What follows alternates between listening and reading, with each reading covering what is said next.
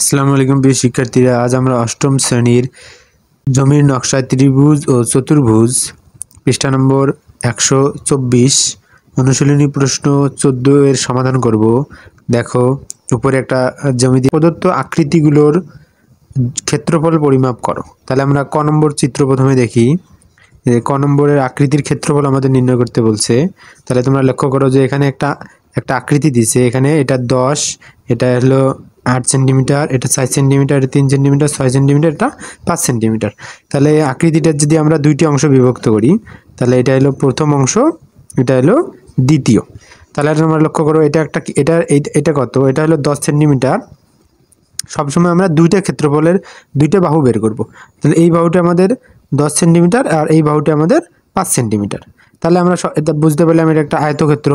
তাহলে আমরা এর যদি ক্ষেত্রফল বের করি, তারপর এখানে লক্ষ্য করো এটা আমরা 8, এটা সম্পূর্ণ তো 8, তাহলে এটা ধরবো না আমরা। তাহলে এটা সম্পূর্ণ হলো 3 সেন্টিমিটার এবং এটা সম্পূর্ণ 4 সেন্টিমিটার। তাহলে আমাদের যে কোনো দুইটা বাহু জানা থাকলে হয়ে গেল।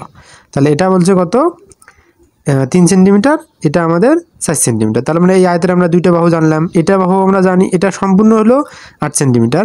তার মানে সম্পূর্ণ তো আমরা নিব না, কারণ শুধুমাত্র এখান থেকে নিব। তার মানে আমরা যে কোনো দুইটা সবসময় ধরবো। তাহলে এটা আমরা ধরলাম 3 সেন্টিমিটার, এটা 4 সেন্টিমিটার। তাহলে এটা আমরা পেলাম, এটা হলো কত, 10, এবং এটা হলো আমাদের 5।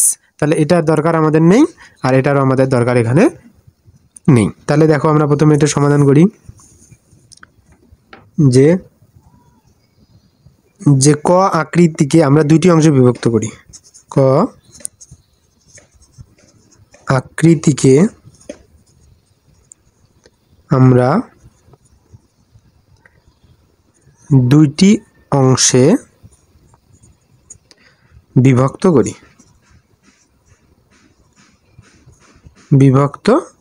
দেখো, আমরা এখানে দুইটি অংশে বিভক্ত করলাম। তাহলে ক্ষেত্রফল কত হবে?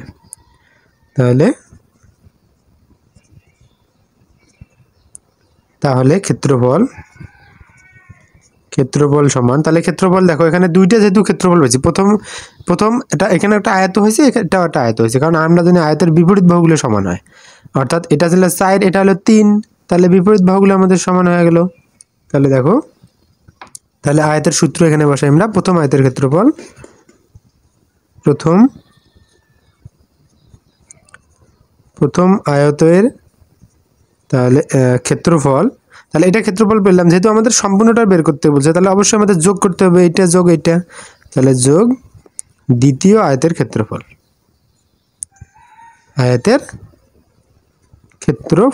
অর্থাৎ এর ক্ষেত্রফল যদি আমরা বের করি, ধরো যে কথার কথা এর ক্ষেত্রফল 10, এর ক্ষেত্রফল 5, তাহলে 10 আর 5 যোগ করলে কিন্তু আমাদের সম্পূর্ণটার ক্ষেত্রফল বের হয়ে যাবে। এই জন্য আমরা প্রথম আয়তের ক্ষেত্রফল যোগ দ্বিতীয় আয়তের ক্ষেত্রফল এখানে বসাইছি। তাহলে দেখো, আমাদের এখন এটা সমাধান করি। তাহলে দেখো, প্রথম আয়তের ক্ষেত্রফল কি জানি আমরা, দৈর্ঘ্য গুণন প্রস্থ। তাহলে এর দৈর্ঘ্য কত হলো 10 আর প্রস্থ কত হলো 5। তারপরে লিখি এখানে 10 গুণন 5, আর এই সূত্রের যোগটা এখানে আমরা বসাইলাম। দ্বিতীয় আয়তের ক্ষেত্রফল, তাহলে দ্বিতীয় আয়টা লক্ষ্য করো, একটা হলো 4 সেন্টিমিটার, একটা 3 সেন্টিমিটার। তাহলে এর ক্ষেত্রফল কত হলো? তাহলে এখানে হলো 4 গুণন 3।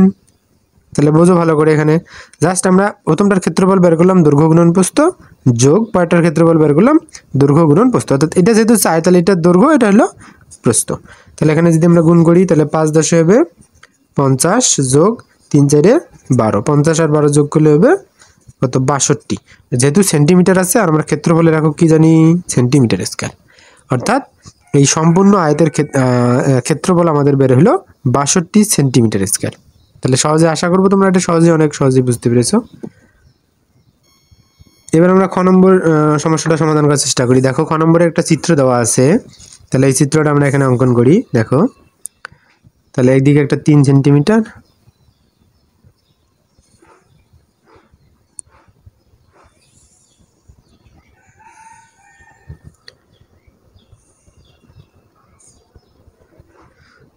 এটা হলো আমাদের 3 সেন্টিমিটার, এটা হলো 4 সেন্টিমিটার। যে এই অংশটুকু, এই ছোট্ট অংশটুকু, এই ছোট্টখানা হলো আমাদের 2 সেন্টিমিটার, এইটুকু হলো আমাদের 3 সেন্টিমিটার, আর এই বড়টুকু হলো আমাদের 5 সেন্টিমিটার, এবং এই বড়টা হলো আমাদের 7 সেন্টিমিটার। তাহলে এটাকে আমরা কয়টি অংশে বিভক্ত করি?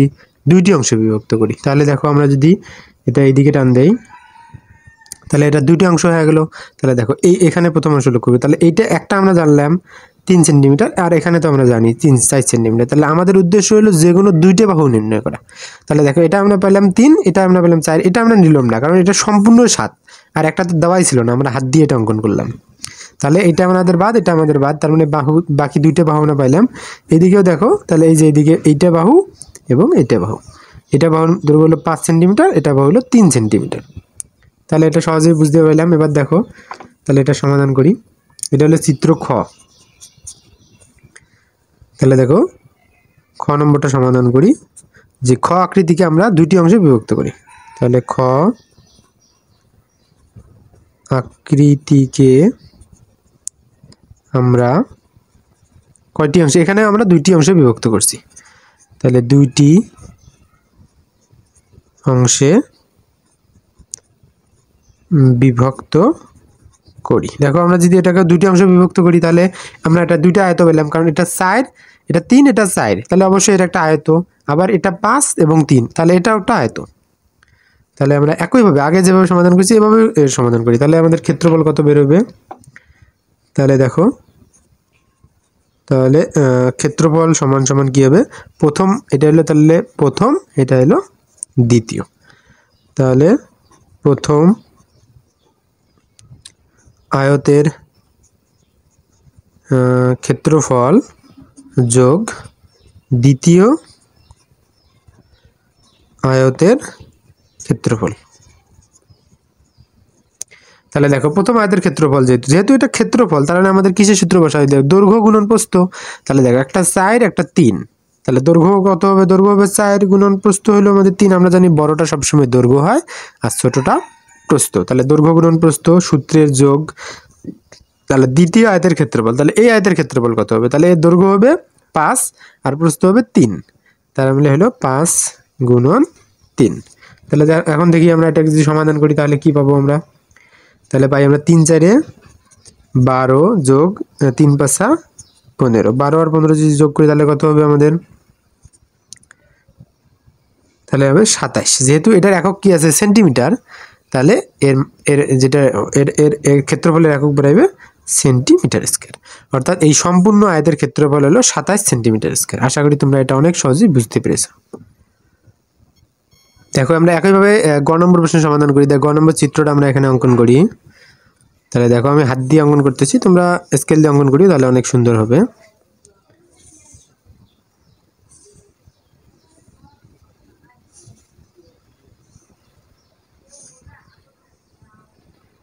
তাহলে দেখো এখানে কি দেওয়া আছে? নিচেরটা দেওয়া আছে 12, নিচেরটা দেওয়া আছে কত? 12 মিলিমিটার। এমতে মিলি, এমতে মিটার, মিলিমিটার। এখানে দেওয়া আছে 6 মিলিমিটার, এখানে দেওয়া আছে 4 মিলিমিটার, আর এই ছোট্টটা হলো আমাদের 3 মিলিমিটার। এই যে এটা আমাদের কত? 4 মিলিমিটার। এটা আমাদের 3 মিলিমিটার, এটা আমাদের 4 মিলিমিটার, আর এটা আমাদের 6 মিলিমিটার। তাহলে এটাকে আমরা এবার দেখি বিভিন্ন অংশে বিভক্ত করি। তাহলে দেখো আমরা যদি এদিক দিয়ে টান দেই আর এদিক দিয়ে টান দেই, তাহলে আমাদের দেখো একটা, দুইটা, তিনটে অংশ পাওয়া গেল। তার মানে এটা প্রথম অংশ, এটা হলো আমাদের দ্বিতীয় অংশ, এটা হলো আমাদের তৃতীয় অংশ। তার মানে আমরা এটাকে তিনটে অংশে বিভক্ত করলাম। ভালো করে দেখো, প্রথম দুইটা, তোমরা কিন্তু এই দিক দিয়ে টান দিতে পারতা, এই দিক দিয়ে হয়ে যেত। তাহলে যে কোনো খুশি, যে এই দিক দিয়ে মন চায় এই দিক দিয়ে টান দিলেও কোনো সমস্যা নেই। তাহলে আমাদের দুইটা অংশ পাইলাম, একটা, দুইটা, তিনটে অংশ আমি পাইলাম। তাহলে দেখো এই প্রথম অংশের দেখো, তাহলে এটা হলো আমাদের দৈর্ঘ্য আর এটা আমাদের প্রস্থ।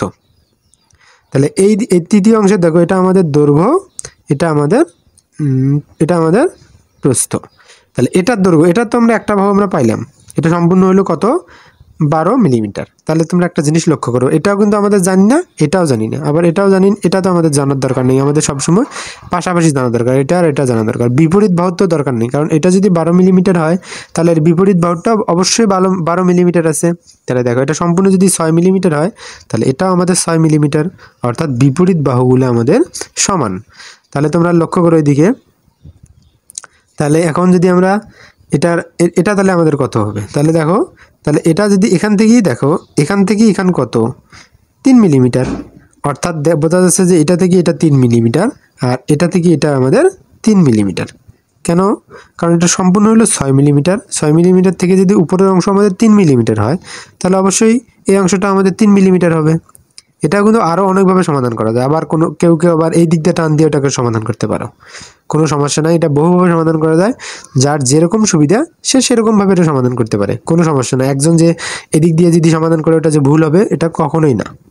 তো কেউ এদিক দিয়ে দিতে পারে, কেউ এদিক দিয়ে দিতে পারে, কেউ এদিক দিয়ে দিতে পারে। তোমরা যদি আমার আরও ভিডিও চাও যে স্যার এটা অন্যভাবে সমাধান করে দেন, তাহলে অবশ্যই আমি এটা বিভিন্নভাবে আরও 2 পদ্ধতিতে, যেমন এদিক দিয়ে টান দিয়ে আমরা সমাধান করে দিতে পারবো, এদিক দিয়ে টান দিয়ে আমরা সমাধান করে দিতে পারবো। ঠিক আছে, তাহলে আমরা যেভাবে টান দিয়েছি আপাতত আমরা এভাবে সমাধান করি। তোমরা যদি কেউ মনে করো তাহলে কমেন্ট করো, তাহলে আমি অবশ্যই বিভিন্নভাবে এটার সমাধান করে দিব। তাহলে এখন আমরা এটা লিখি যে এটার নাম হলো গ। তাহলে এই গ আকৃতিকে আমরা 3টি অংশে বিভক্ত করি। তাহলে গ, দেখো গ আকৃতিকে আমরা কয়টি অংশে বিভক্ত করেছি? 3টি। আমরা 3টি অংশে বিভক্ত করি। তাহলে দেখো আমরা এটা 3টে অংশে বিভক্ত করলাম, তাহলে এর ক্ষেত্রফল কি হবে? দেখো আমরা ক্ষেত্রফলের সূত্র এখানে লিখি। তাহলে ক্ষেত্রফল ইকুয়াল, তাহলে প্রথম এটাও একটা আয়ত, কারণ এটা সাইড এটা 3, তাহলে প্রথম আয়তের ক্ষেত্রফল, প্রথম আয়তের ক্ষেত্রফল, আমাদের জায়গা এখানে ধরতেছে না যার কারণে আমি নিচে লিখতেছি, প্লাস দ্বিতীয়, এটাও আয়ত, এটা 12 এটা 3, তাহলে হলো দ্বিতীয় আয়তের ক্ষেত্রফল,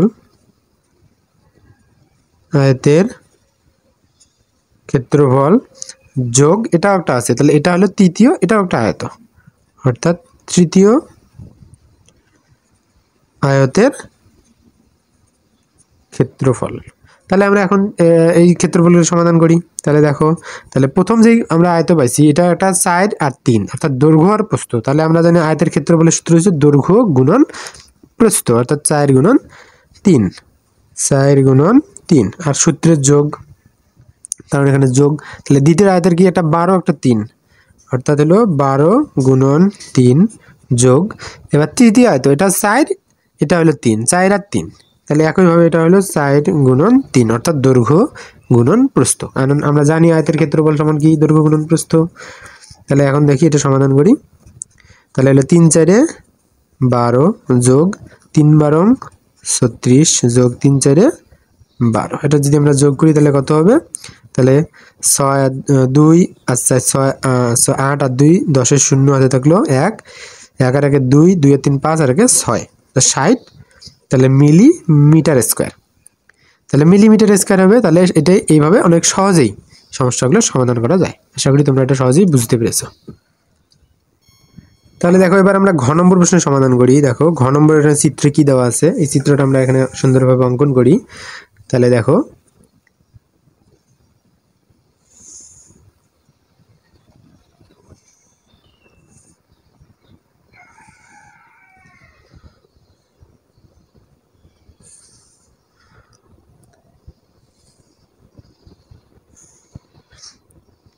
এখানে এটার মান দেওয়া আছে ডি, এটার মান দেওয়া আছে এইচ, তাহলে এখান থেকে এখানের মান দেওয়া আছে সি, এখান থেকে এখানের মান দেওয়া আছে বি, নিচে যে বাহু এটার মান এ, এখান থেকে এখানের বাহুর মান হলো ই। তাহলে এটা দেওয়া আছে।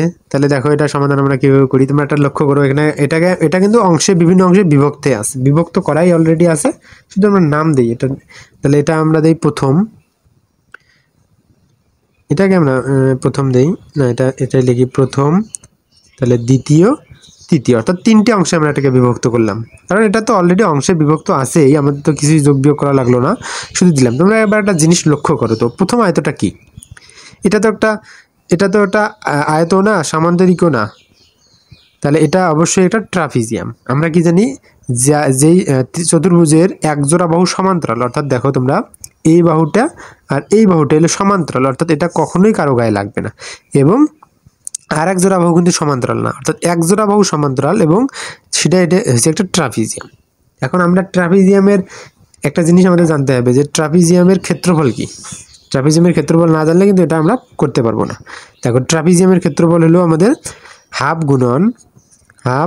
গুণন সমান্তরাল বাহুর যোগফল, অর্থাৎ ডি আর ই, অর্থাৎ ডি যোগ ই, অর্থাৎ সমান্তরাল বাহু, অর্থাৎ এই বাহুটা আর ই বাহু হলো সমান্তরাল, ডি এবং ই বাহু সমান্তরাল বাহুর যোগফল ইন্টু উচ্চতা অর্থাৎ এইচ, অর্থাৎ এইটুকুর উচ্চতা। দেখো এটার উচ্চতা কত হবে, এখান থেকে এখানে এর উচ্চতা, তাহলে এটাকে যদি আমরা এদিকে একটু বাড়াই তাহলে দেখো এইখান থেকে এখানেও কিন্তু এর উচ্চতা সেম, তার মানে অর্থাৎ উচ্চতা এখানে এইচ। তাহলে আমরা ট্রাপিজিয়ামের ক্ষেত্রফল কি পেলাম, হাফ গুণন সমান্তরাল বাহুর যোগফল গুণন উচ্চতা। আর ত্রিভুজের তো আমরা জানি হাফ গুণন ভূমি গুণন উচ্চতা, আর এটা আয়তেরও জানি দৈর্ঘ্য গুণন প্রস্থ। তাহলে সহজে আমরা এটার সমাধান করতে পারবো। দেখি আমরা প্রথমে লিখি যে ঘ আকৃতিকে তিনটি অংশে বিভক্ত করি।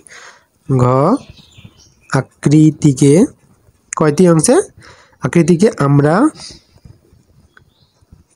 তিনটি অংশে বিভক্ত করি, অংশে কি করি, বিভক্ত করি। দেখো এটাকে আমরা তিনটি অংশে বিভক্ত করলাম, তাহলে এখন এর ক্ষেত্রফল নির্ণয় করি, তাহলে অতি সহজেই এর ক্ষেত্রফল আমরা নির্ণয় করতে পারবো। তাহলে ক্ষেত্রফল সমান কি, তাহলে প্রথমটা কি ট্রাপিজিয়াম, তাহলে প্রথম এবার আমরা আয়ত লিখবো না, তাহলে প্রথম ট্রাপিজিয়ামের ক্ষেত্রফল, ট্রাপিজিয়ামের ক্ষেত্রফল, তাহলে সূত্রের যোগ, তাহলে দ্বিতীয়টা কি আছে, দ্বিতীয়টা ত্রিভুজ, তাহলে দ্বিতীয় ত্রিভুজের ক্ষেত্রফল, দ্বিতীয় তাহলে ত্রিভুজের ক্ষেত্রফল। আর 3 নম্বরটা কি, অবশ্যই একটা আয়ত, কারণ এর দৈর্ঘ্য আছে প্রস্থ আছে, যোগ তৃতীয় আয়তের ক্ষেত্রফল, তৃতীয় আয়তের ক্ষেত্রফল।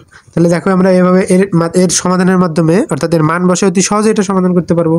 তাহলে দেখো আমরা এটার মান বসাই, তাহলে দেখো প্রথম ট্রাপিজিয়ামের ক্ষেত্রফল আমরা একটু আগে শিখলাম, ট্রাপিজিয়ামের ক্ষেত্রফল হাফ গুণন সমান্তরাল বাহুর যোগফল গুণন উচ্চতা। তাহলে লিখি আমরা হাফ গুণন সমান্তরাল বাহুর যোগফল, অর্থাৎ ডি প্লাস ই, তাহলে এটা সমান্তরাল বাহু, যে ডি আর ই সমান্তরাল বাহু, আর উচ্চতা হলো এস, প্লাস এবার এই ত্রিভুজের 2 নম্বরটা কি ছিল, দ্বিতীয় ত্রিভুজের ক্ষেত্রফল, অর্থাৎ দ্বিতীয় ত্রিভুজের ক্ষেত্রফল, তাহলে সূত্র কি পাই আমরা, তাহলে হাফ গুণন ভূমি গুণন উচ্চতা, তাহলে ভূমি দেখো বি আর উচ্চতা অবশ্যই এইচ, তাহলে হাফ গুণন ভূমি গুণন উচ্চতা, তাহলে উচ্চতা এখানে এইচ, সূত্রের প্লাস এই আয়তের তৃতীয় আয়তের ক্ষেত্রফল, তাহলে আমরা কি জানি, দৈর্ঘ্য গুণন প্রস্থ, অর্থাৎ দৈর্ঘ্য এখানে বড়টা হলো এ, কারণ বড়টা হলো দৈর্ঘ্য আর প্রস্থ ছোট হলো সি, তাহলে এ গুণন সি। তাহলে তোমরা এটার সমাধান করি, অতি সহজে এটা সমাধান করতে পারবো। তাহলে একটা জিনিস তোমরা লক্ষ্য করো এখানে, তাহলে এটার কিন্তু একটা ব্র্যাকেট আছে, এই ব্র্যাকেটটা আমরা কমপ্লিট করি আগে। তাহলে দেখো আমরা এটার কীভাবে সমাধান করব, তাহলে হলো হাফ, তাহলে দেখো এই হাফ আর এইচ এটা কিন্তু ডির সাথে গুণ করব, তাহলে হাফ এইচ ডি, কারণ এই হাফটা আর এইচটা দুটোটাই গুণ অবস্থায় আছে, কার সাথে, ডি এর সাথে, প্লাস আর একবার ই এর সাথে, কারণ হাফ এইচ যেমন ডি এর সাথে গুণ অবস্থায় আছে, তাহলে হাফ এইচ এখানে ই এর সাথেও গুণ অবস্থায় আছে, অর্থাৎ হাফ এইচ ই। তাহলে হাফ এইচটা একবার ডি এর সাথে গুণ করলাম, হাফ এইচটা একবার ই এর সাথে গুণ করলাম, এদিকে যেমন আছে তেমনই রাখো, তাহলে হাফ বিএইচ প্লাস এসি। তাহলে আমরা এটাকে এইদিকে আমরা এটা সমাধান করি। তাহলে এবার লক্ষ্য করো, আমার যেহেতু এখানে পেজ নেই, তোমরা পরের পৃষ্ঠায় অবশ্যই করবা যদি এভাবে শেষ হয়। তাহলে লক্ষ্য করো এখানেও হাফ, এখানেও হাফ, এখানেও হাফ, তাহলে 3টে হাফ থেকে আমরা একটা হাফ কমন নিতে পারি, আর এখানেও এইচ, এখানেও এইচ, এখানেও এইচ, তাহলে 3টে এইচ থেকে আমরা এখানে একটা এইচ কমন নিতে পারি। তাহলে এখানে যদি হাফ এইচ কমন নেই, তাহলে এখানে থাকলো কি, এখানে থাকলো শুধু ডি, অর্থাৎ ডি প্লাস, তাহলে হাফ এইচ যদি এখানে কমন নেই, তাহলে এখানে থাকলো কি, এখানে থাকলো শুধু ই, অর্থাৎ ই আমরা লিখলাম।